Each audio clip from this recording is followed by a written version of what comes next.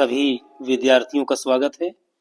प्रिय विद्यार्थियों, आज इस वीडियो में मैं यूपी बोर्ड परीक्षा 2023 का क्वेश्चन पेपर सॉल्व करने जा रहा हूं और यह क्वेश्चन पेपर क्लास 10 इंग्लिश का है और सेट नंबर 4 है और इस क्वेश्चन पेपर का कोड है 817 DK। तो चलते हैं इस क्वेश्चन पेपर को सॉल्व करते हैं। सबसे पहले पार्ट ए देखते हैं और पार्ट ए जो आपका 20 बहुविकल्पी प्रश्न दिया हुआ है। यहां पर दिया हुआ है multiple choice questions. Question number 1, 2, 3। Read the following passage carefully and choose the correct option to answer the questions that follow. एक अनसीन पैसेज दिया हुआ है कि ओल्ड पीपुल से that childhood is the best part of life. तो इस तरीके से ये पैसेज यहां तक दिया हुआ है। और क्वेश्चन नंबर 1 यहाँ पर दिया हुआ है अकॉर्डिंग टू ओल्ड पीपुल, यानी कि ओल्ड पीपुल के अनुसार the best part of life is.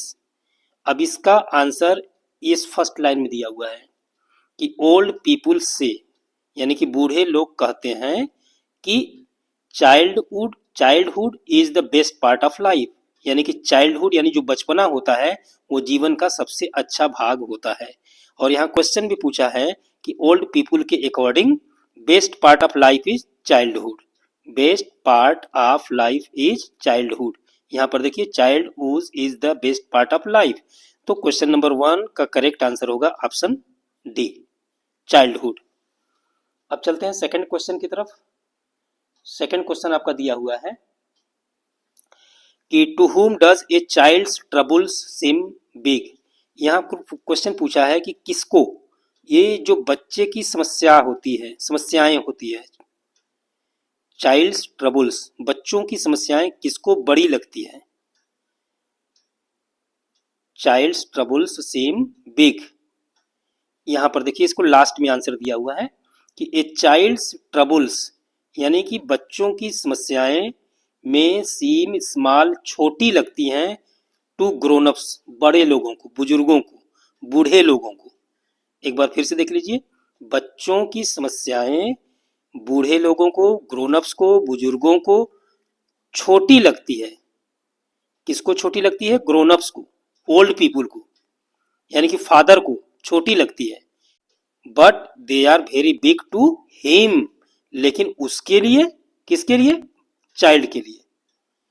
Child के लिए बहुत बड़ी समस्या होती है।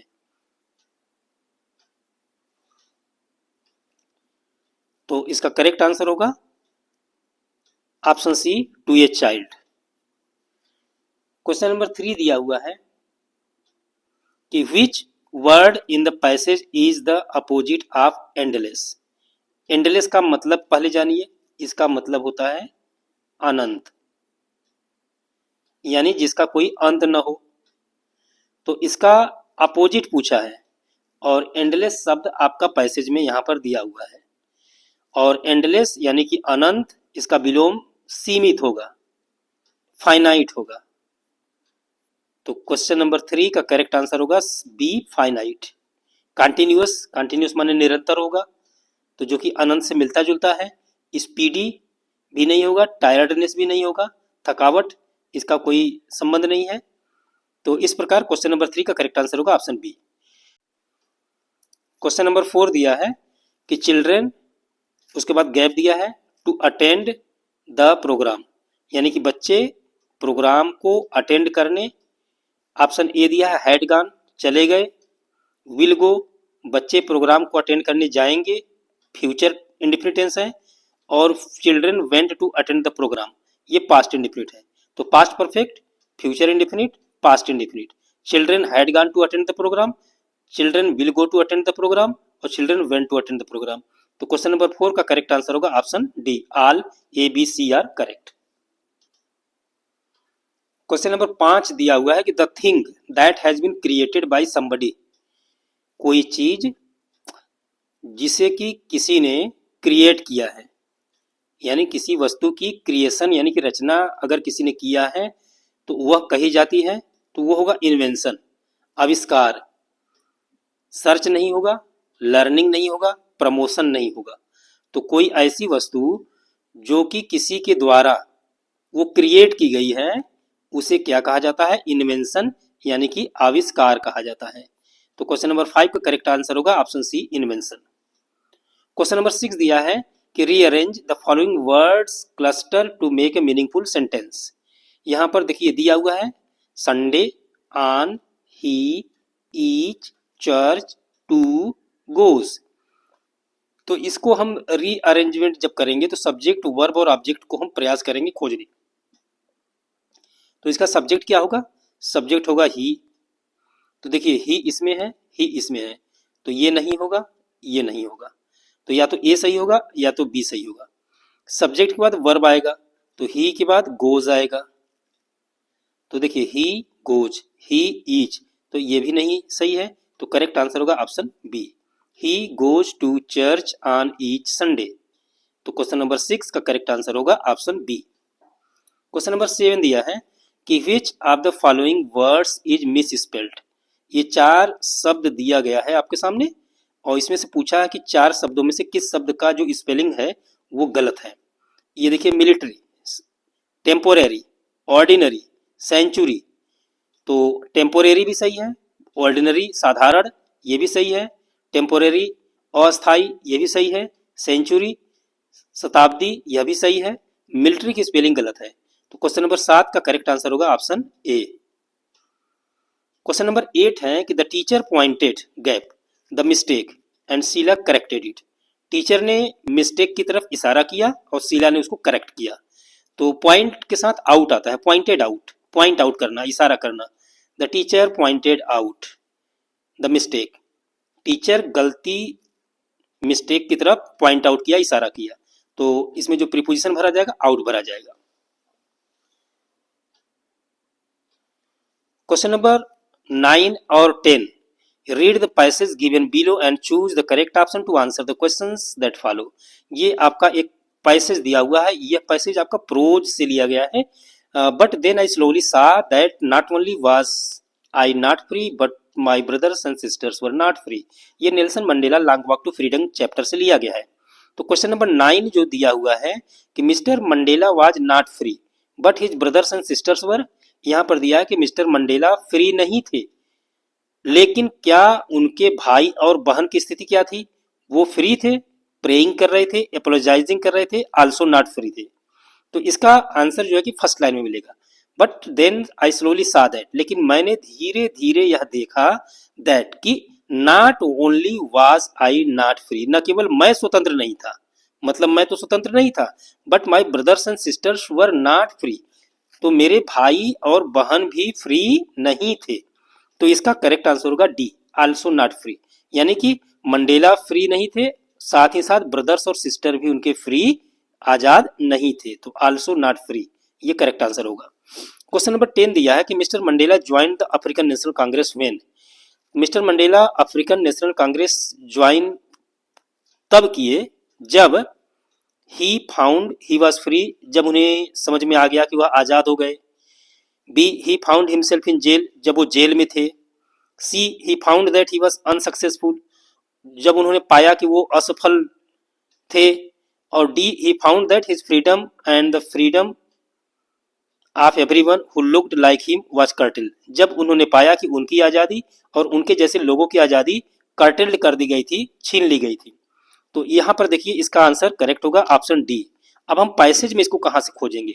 यहाँ पर देखिए, यहाँ पर लिखा हुआ है कि आई सा दैट, मैंने देखा कि it was not just my freedom, न केवल मेरी आज़ादी, दैट वॉज कर्टेल्ड, न केवल मेरी आज़ादी कर्टेल्ड की गई थी, छीनी गई थी, but freedom of every one who looked like I did, जो मेरी तरह दिखने वाले जितने भी लोग थे उन सब की आज़ादी कर्टेल्ड कर दी गई थी। दैट इज वेन, और तब जाकर के मैंने अफ्रीकन नेशनल कांग्रेस को ज्वाइन किया।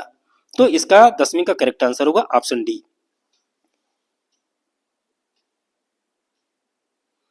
क्वेश्चन नंबर 11 टू 13 ये दिया है choose the correct option to answer the following questions. अब यहां पर दिया है कि ऑन द पोडियम गैप दिया है was first sworn in as second deputy president. देखिए इसमें ये भी आपका Nelson Mandela long walk to freedom से चैप्टर से लिया गया है। इसमें बताया पूछा है प्रश्न में कि फर्स्ट स्वर्न इन एज सेकेंड डेप्यूटी प्रेसिडेंट, तो सबसे पहले सेकेंड डेप्यूटी प्रेसिडेंट के रूप में किसे शपथ दिलाई गई थी? तो सेकेंड डेप्यूटी प्रेसिडेंट के रूप में शपथ दिलाई गई थी मिस्टर डी क्लार्क को, और उसके बाद फर्स्ट डेप्यूटी प्रेसिडेंट के रूप में शपथ दिलाई गई थी थाबो म्बेकी की। लेकिन यहाँ पर जो पूछा है कि ऑन द पोडियम पर सबसे पहले किसे सेकेंड डेप्यूटी प्रेसिडेंट बनाया गया था, तो ये इसका आंसर होगा mister de Klerk. Question number 12 दिया है कि the poem was about a mother duck and gap दिया है स्वान। इस प्रश्न को अक्सर बहुत सारे विद्यार्थी ये परेशान हो जाते हैं कि यह किस चैप्टर से लिया गया है। तो ये मैं बताना चाहता हूँ कि यह जो सेंटेंस दिया है from the diary of Anne Frank से लिया गया है, और from the diary of Anne Frank में मैं इस लाइन को दिखाता हूँ कि जहाँ पर मदर डक और फादर स्वान का जिक्र किया गया है। मदर डक एंड फादर स्वान का जिक्र किया गया है। यहाँ पर देखिए मैंने chapter from the diary of Anne Frank का वह लाइन खोला है और इसको लिखा है कि it was about a mother duck and a father swan. It was about a mother duck and a father swan with 3 baby ducklings. यानी कि ये जो पोयम है एक मदर डक के बारे में है, एक फादर स्वान के बारे में है और उसके 3 बेबी डकलिंग्स के बारे में है। और ये तीनों जो डकलिंग्स थे उनके जो बच्चे थे वर बीटेन टू डेथ, उनको मौत के घाट उतार दिया गया बाय द फादर, पिता के द्वारा, बिकॉज दे क्वैक्ड टू मच, क्योंकि वे क्वैकिंग बहुत ज़्यादा करते थे।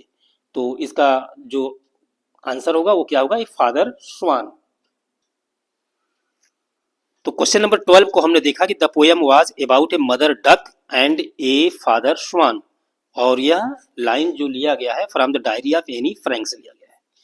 क्वेश्चन नंबर 13 दिया है कि during our childhood in Goa the baker use to be our friend companion and teacher guide helper friend. और ये बहुत ही फेमस लाइन है और इसका करेक्ट आंसर होगा गाइड। बचपन में, हमारे बचपन में गोवा में जो बेकर होता था वो हमारा फ्रेंड होता था, कंपेनियन होता था और गाइड होता था। तो इस प्रकार 13 का करेक्ट आंसर होगा गाइड। चलते हैं क्वेश्चन नंबर 14 और 15 की तरफ। ये आपका पोयम का एक स्टेंजा दिया गया है। Some say the world will end in fire, some say in ice, from what I have tasted of desire, I hold with those who favour fire. तो क्वेश्चन नंबर 14 जो दिया है वो पूछा है कि सम पीपुल से, देखिए यहाँ पर लिखा है सम से का मतलब सम पीपुल से the world will end in fire. तो करेक्ट आंसर क्या होगा, option D fire. Question number 15 है कि what do you mean by hold here.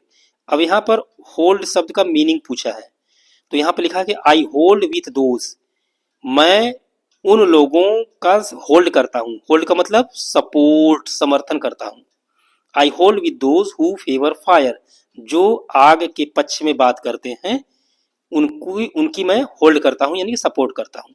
तो क्वेश्चन नंबर 15 का करेक्ट आंसर होगा option C support. Question number 16 से लेकर के 20 तक ये आपका सप्लीमेंट्री रीडर से 5 क्वेश्चन दिया गया है, 16, 17, 18, 19 और 20। 16वां क्वेश्चन दिया है कि when the train had gone, जब ट्रेन चली गई थी, द थीफ फाउंड हिमसेल्फ, तो चोर अपने आप को कहां पर पाया।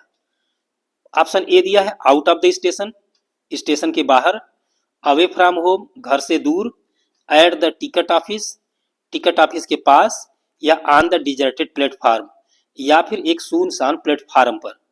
अब ये प्रश्न जो पूछा है काफी डीप चैप्टर में अंदर से जाकर के पूछा है। तो सबसे पहले मैं द थीप्स स्टोरी का यह लाइन आपको दिखाता हूं। यहां पर देखिए लिखा हुआ है ना, इधर लिखा है कि when the train had gone, जब ट्रेन चली गई थी, I found my self standing alone on the deserted platform, यानी कि एक सुनसान प्लेटफार्म पर मैंने अपने आप को पाया।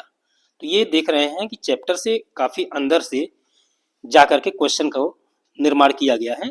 तो इसका करेक्ट आंसर होगा डिजर्टेड प्लेटफार्म। क्वेश्चन नंबर 6 का अभी हमने आंसर देखा ऑप्शन डी करेक्ट आंसर होगा, on the deserted platform. Question number 17 है, व्हेन द थीफ अवोक, जब चोर जागा, द नेक्स्ट मॉर्निंग, अगले सुबह। यह भी उसी चैप्टर से लिया गया है, द थीप्स स्टोरी से। ही फाउंड, तो उसने अपने आप को पाया। और देखिए यह भी क्वेश्चन काफी डीप लाइनों से जाकर के क्वेश्चन को बनाया गया है कि जब चोर अगले सुबह जागा तो उसने पाया कि Anil had left him, Anil उसको छोड़ के चला गया था।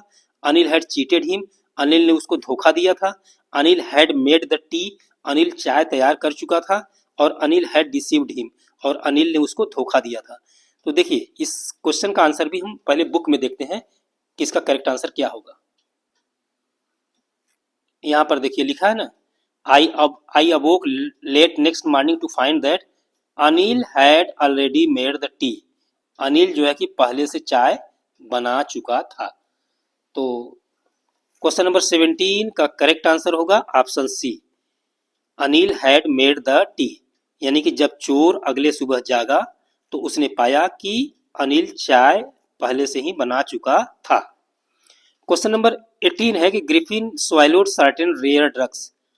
ग्रिफिन कुछ दुर्लभ दवाइयां निगल गया, and his body became transparent, उसका शरीर क्या हो गया, ट्रांसपेरेंट हो गया, ट्रांसपेरेंट हो गया, पारदर्शी हो गया। क्वेश्चन नंबर 19 दिया है कि मिस्टर जेफर्स द कांस्टेबल। ये भी क्वेश्चन और ये भी क्वेश्चन, ये दोनों question same footprints without feet से एक ही चैप्टर से लिया गया है। तो 16 और 17 एक चैप्टर से लिया गया है, और 18 और 19 एक चैप्टर से लिया गया है। तो mister Jeffers the constable had to arrest a man without. अब यहाँ पर देखिए लास्ट सीन है ये फुटप्रिंट्स विदाउट फीट का, कि मिस्टर जेफर जो कि कांस्टेबल था और had to arrest a man, उसे एक ऐसे आदमी को गिरफ्तार करना था जो कि विदाउट ए हेड था, यानी कि बिना किसी सिर के था। क्वेश्चन नंबर 20 है, at Harvard medical school Richard Ebright began doing experiments because he wanted. यह सेंटेंस आपका लिया गया है the making of a scientist नामक चैप्टर से। और इस क्वेश्चन में ये पूछा है कि जो रिचर्ड एब्राइट था उसने हार्वर्ड मेडिकल स्कूल में एक्सपेरिमेंट करना यानी प्रयोग करना शुरू किया, क्योंकि वो चाहता था टू सेव हिज लाइफ, वह अपने जीवन को बचाना चाहता था। टू सेव अदर्स लाइफ, दूसरों के जीवन को बचाना चाहता था। टू प्रूव द रिएक्शन, वह प्रतिक्रिया को सिद्ध करना चाहता था। या टू टेस्ट हिज थियरी, या अपने थ्योरी को सिद्ध टेस्ट करना चाहता था। तो इस 20वें प्रश्न का करेक्ट आंसर है ऑप्शन डी। यहाँ पर देखिए लिखा है, Ebright went on to become a graduate student researcher at Harvard medical school, there he began doing experiment. वहां पर वो एक्सपेरिमेंट क्यों कर रहा था, एक्सपेरिमेंट कर रहा था टू टेस्ट हिज थियरी। तो यहाँ पर आंसर मिल गया आपका ना, हार्वर्ड मेडिकल स्कूल में एब्राइट एक्सपेरिमेंट क्यों कर रहा था, अपने थियरी को टेस्ट करने के लिए। तो क्वेश्चन नंबर 20 का करेक्ट आंसर होगा टू टेस्ट हिज थियरी। अब चलते हैं पार्ट बी की तरफ, जो कि आपका रीडिंग सेक्शन है।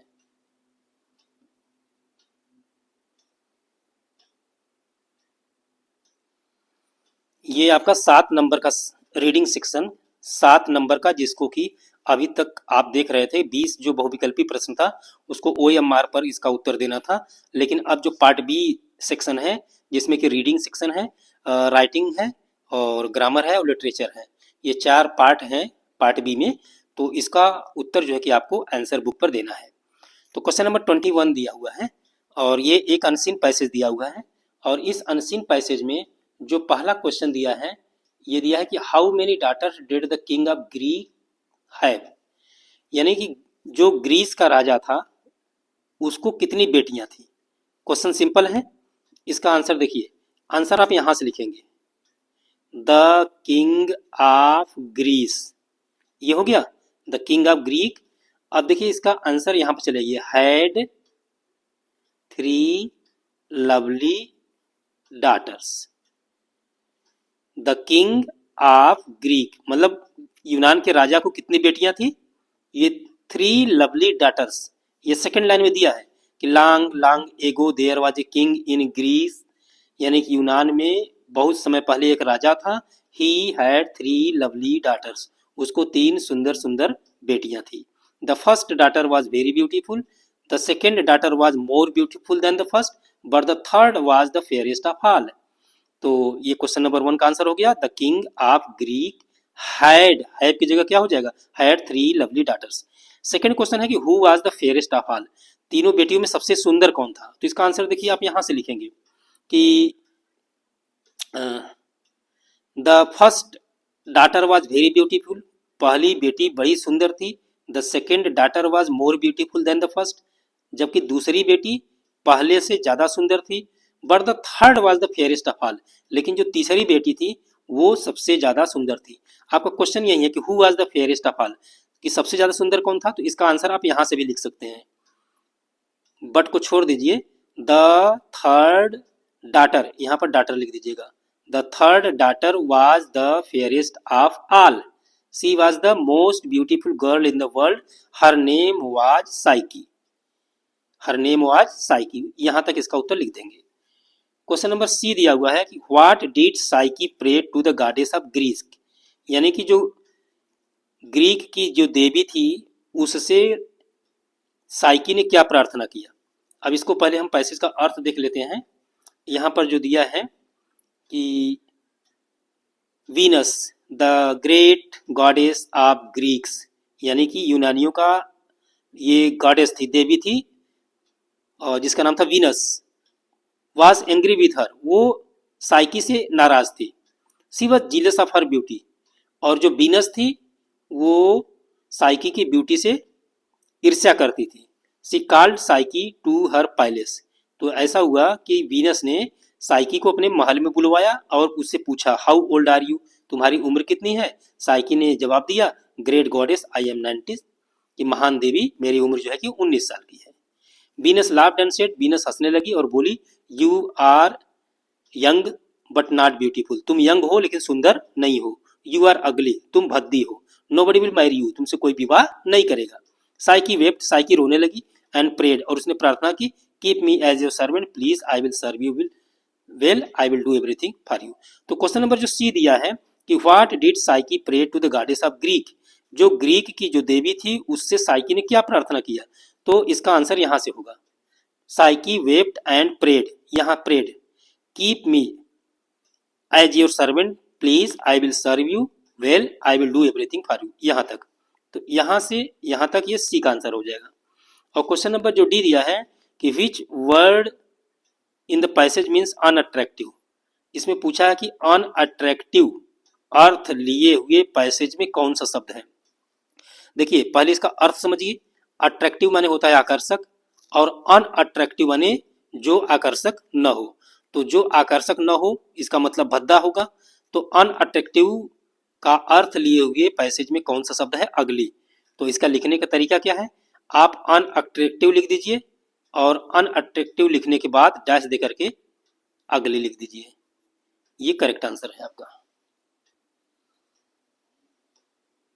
और इस तरीके से आगे आपका ये राइटिंग सेक्शन दिया हुआ है। और अब चलते हैं ग्रामर सेक्शन को हल करने की तरफ।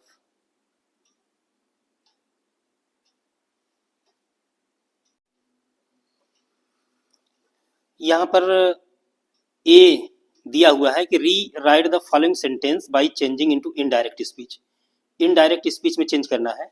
और लिखा है the teacher said to me your duty is to take care of your parents. ये सेंटेंस जो है आपका असर्टिव सेंटेंस है, ये सेंटेंस आपका असर्टिव सेंटेंस है। तो इसको इस तरीके से बनाएंगे। लिखा हुआ है कि the teacher said to me, तो सबसे पहले हम यहाँ पर ए डाल देते हैं और उसके बाद लिखते हैं द टीचर सेड का क्या हो जाएगा, टोल्ड। सेड का क्या हो जाएगा, टोल्ड, और उसके बाद ऑब्जेक्ट हो जाएगा मी। कनेक्टिव वर्ड क्या लगा देंगे, दैट लगा देंगे। दैट के बाद योर बदलेंगे, प्रोनाउन है चूंकि योर आपका सेकंड पर्सन है, सेकंड पर्सन ऑब्जेक्ट के अनुसार बदलेगा और ऑब्जेक्ट मी है। तो योर माने तुम्हारा, तो मी का क्या हो जाएगा, माई। माई ड्यूटी, इज का क्या हो जाएगा, was to take care of, to take care of your भी बदलेगा, यहाँ भी योर बदला है, यहाँ भी योर बदला है। तो योर को यहाँ पर किस मी के अनुसार बदले हैं तो क्या बदले हैं, माई। और फिर यहाँ को योर को मी के अनुसार बदलेंगे तो क्या हो जाएगा, my parents.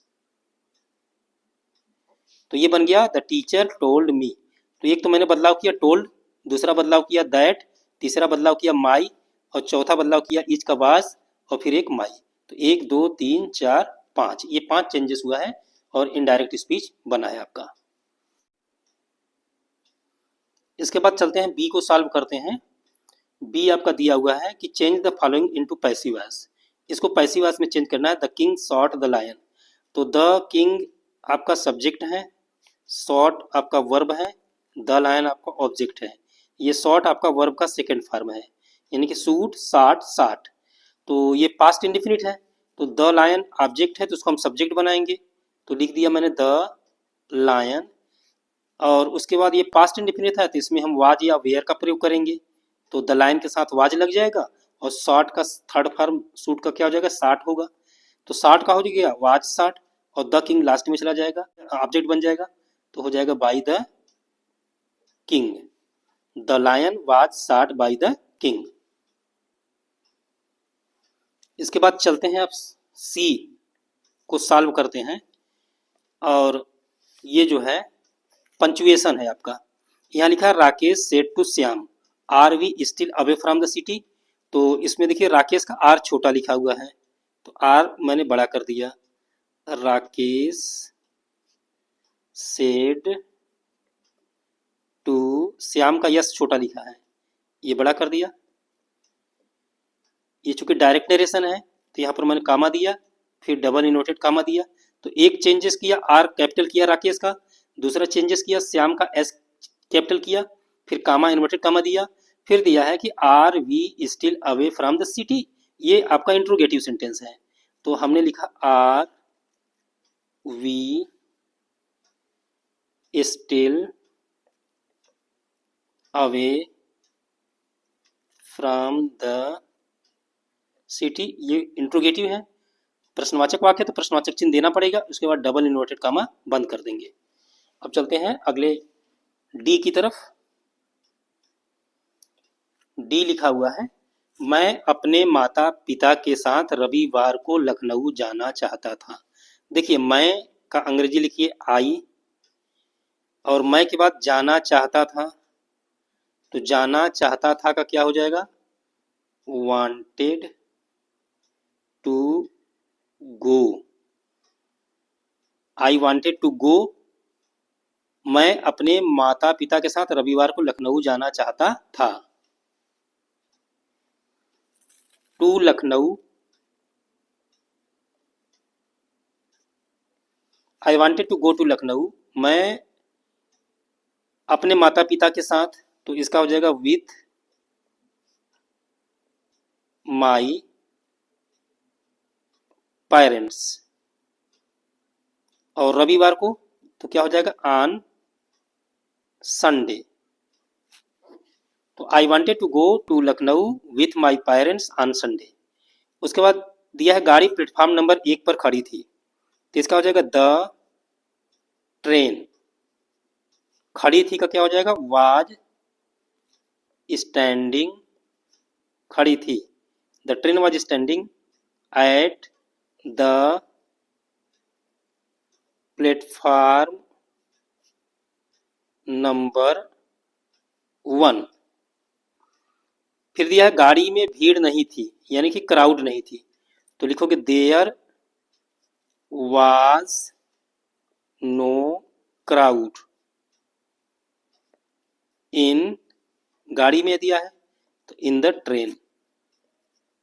There was no crowd in the train, इसलिए हम लोग आसानी से बैठ गए। इसलिए क्या होगा, सो हम लोग का क्या होगा, वी। बैठ गया का क्या होगा, सैट। सो वी सैट, इसलिए हम लोग बैठ गए आसानी से। आसानी का क्या होगा, EASILY, so we sat easily. उसके बाद है गाड़ी सही समय से चल दी,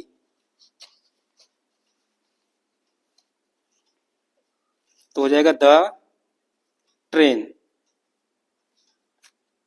द ट्रेन चल दी का क्या होगा? स्टार्टेड, स्टार्टेड, या departed on the right time.